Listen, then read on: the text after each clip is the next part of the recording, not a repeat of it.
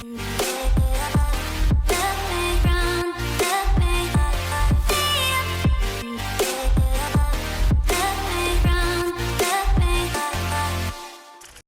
up, YouTube? It's Misery Hates Company, and today we are looking at the dev notes for Marvel Future Revolution. And is this kid pooping? Are you pooping?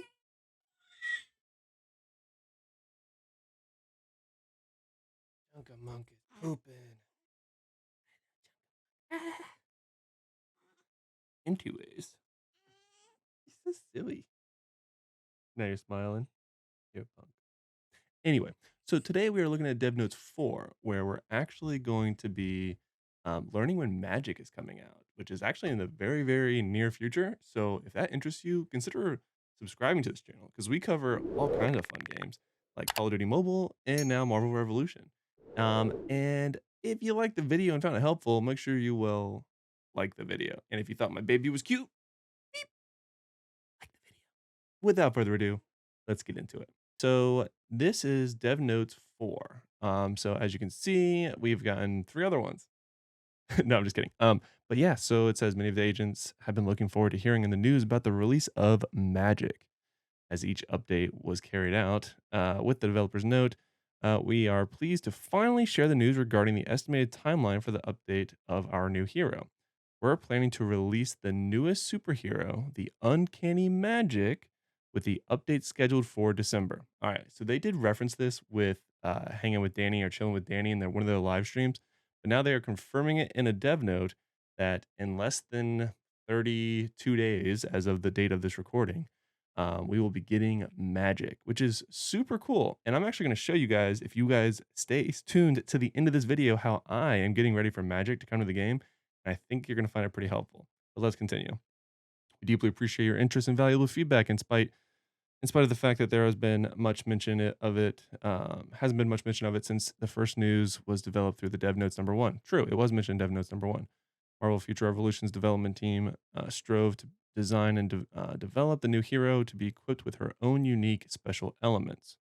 In addition, we are currently in the final stage of finalizing the implementation of the new hero's features and balance testing. Good to hear that they're already doing balance testing. So we will likely get a sneak peek of gameplay, I would guess, in the next week or so. You can quote me on that. We can assure you that Magic will show completely different combat styles and even more unique charm than the existing heroes. That gets me very excited. I like the way they said that. So this is, of course, what Magic looks like. If you don't know already, this picture shows a lot. So this is her, and then this is her demon form in the back, which is very, very exciting. I would love to see how that plays, and of course, her sword that she uses. So why was Magic selected as a playable hero? I'm not going to go into a lot of this, like the rest of this notes are just the lore of Magic and why they picked her. Basically, they're saying that she fit the need as a very different type of hero, and they wanted the very first added hero into the game to be dramatically different than all other heroes that currently existed, which makes perfect sense to add Magic. Because she has a gigantic sword, gigantic sword, but she can also summon demons, and apparently, because she is the what is it? What is she again? She transforms into the dark Clyde. Schlide? I don't know how to say that. I'm saying it wrong. Basically turns into, like, again, demon form, which is really cool. So she can summon things, she does attacks with a sword, she can teleport, and she summons into her demon self form. That's really cool. And she has demonic spells. All of that seems really, really cool and right up my alley. So I'm not trying to say I'm gonna main Magic when she comes out, but I'm gonna be maining Magic when she comes out. So, and again, it shows her, again, the lore, blah, blah, blah, blah, blah. This is her in game. I'll probably use one of these as a thumbnail. Probably that one. Shout out for me thinking ahead, using this as a thumbnail. Haha. Anyways, and then of course we got New Stark city costume, which looks pretty cool. I like the sword a lot. Costume's pretty interesting. The Hydra costume. Look at that sword. I like how the one shoulder is bigger than the other. The nice little crown. It looks sick. Obviously 34 people already like it.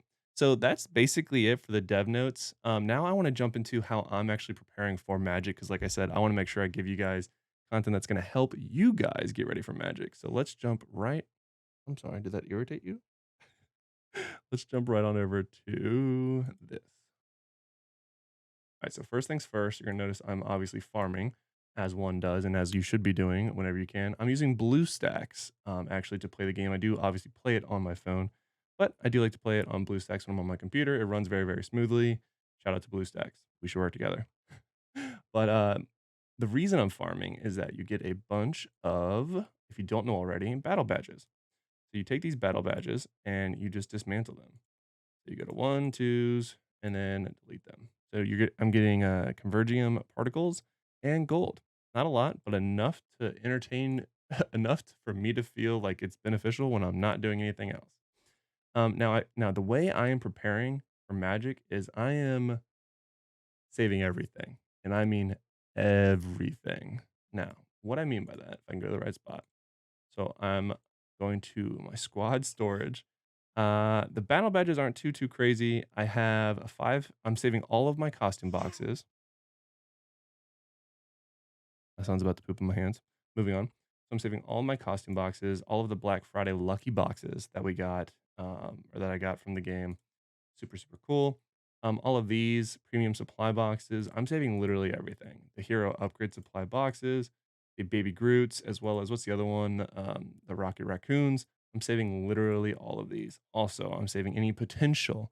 So that way, when she does come out, I can help play catch up a little bit to all of my weekly, in-store gold purchases that you can use with the in-game currency to get the particles. I'm doing it. Same with these, you get from the Alliance shop.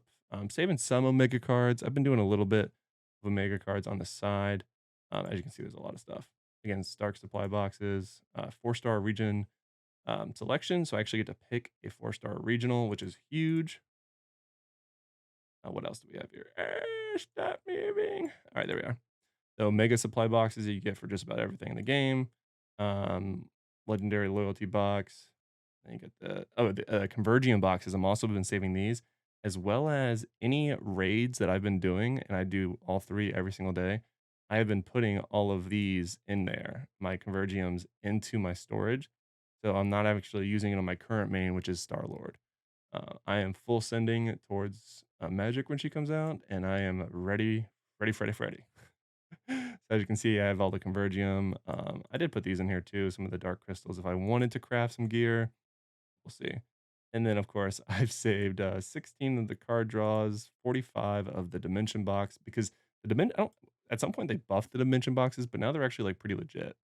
So you can actually get some nice potential and stuff like that for your character. So it's actually worth saving up for and using. And then last but not least, I have the 77 costume drawers. That way I can ideally get some of the because we have no idea what gear is going to be great for Magic. We also don't know if we're going to be able to transfer gear right away or if it's going to be delayed. But either way, I want to make sure on day one of Magic coming out that I am ready, and this is me doing just that. I also have a bunch of fodder gear that I've been using. Again, some decent gear, steampunk that I have that I'm holding on to. Dark Domain, again, some of the regional costumes I'm saving in case we can actually trade them over, and or whenever we can, I will then have more fodder for her, so I can do fusion upgrades as well. Thinking long term, but yeah, so lots and lots of fodder, and I'm just saving it all for magic. And then, of course, with all the farming I've been doing, I've gotten a ton of convergium particles. So hopefully this helps me get a jump start on Magic. I would love to get in the top 3 in my server for Magic when she comes out. That would be pretty awesome. At least that's my goal. I'll show you my Omega cards here in a second as well. But yeah, so lots of convergium particles, which is obviously going to be helpful with upgrading her, not necessarily battle badges because those can carry directly over, but the costumes. When it comes to, I'm hoping they change this in the update as well. But my mega cards are doing pretty awesome. I just recently got the Spider-Man one, which is huge. I love that. So now I have the Spider-Man, the Black Widow, and then Captain America. And then I've been rocking these for the flat attack and of course flame damage. This is what I was talking about when I said very expensive. It costs a lot of gold to re-roll these. So I'm hoping they change that before it's time for me to re-roll for Magic because it's going to take a ton of gold, which is also why I'm farming and trying to get more gold. See, it's all starting to make sense, right? All right. Well, like I said, guys, that's how I'm getting ready for Magic. That is the developer notes. And all in all, that's how I'm getting ready for Magic. I hope this helps. If it does, like the video. Until next time. Lock it in.